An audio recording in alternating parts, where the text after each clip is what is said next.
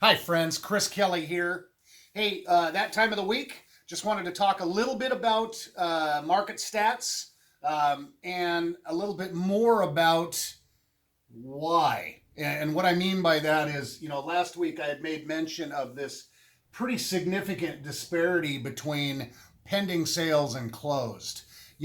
This time last year, every month, that disparity was quite a bit less. For example, this last week in 2020, pending sales were at 468 and solds were at 550. That's actually inverted.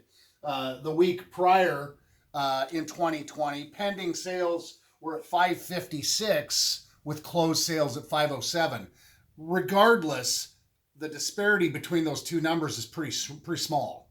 And that's pretty normal. Well, this year, and this has been a few weeks of it now, a few weeks in a row of it now, you got 693 pending on 426 actual sold and closed. And last week, it was even more so, 717 pending on 407 closed.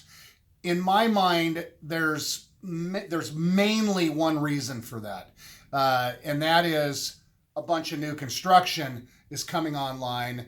A bunch of new construction deals are getting written, and they take longer to close. So, to me, at least from what I can see, that's the biggest reason for that bigger disparity. We got more new construction starts going than I would say that we did this time last year. So, that said, I kind of wanted to use that to segue into a conversation I've had a few times in the past few weeks, and that is the insanity that is lumber prices.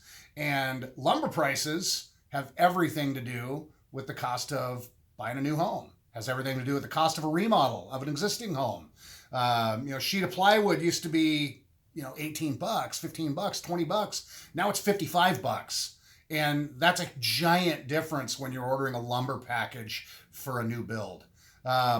So on one hand, that's a negative piece of price pressure, that's been offset for quite a while now by stupid low interest rates. Well, interest rates remain stupid low. They're just very slightly less stupid than they have been.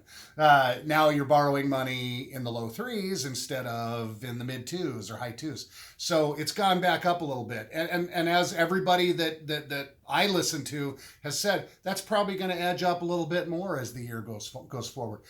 But we have a pretty giant pipeline of we've had a shortage of inventory, as I've said, and a bunch of new construction coming online in and of itself isn't likely to solve that problem, but it's going to come. It's going to help.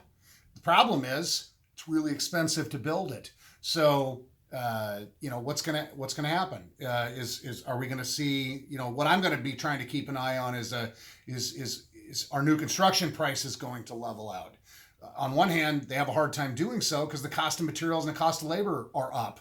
And also the inventory has not been such that we're overbuilt by any means. So it'll be interesting to watch how that works. Everything I've read about lumber pricing says, yeah, there'll be a correction, but it's going to be a bit.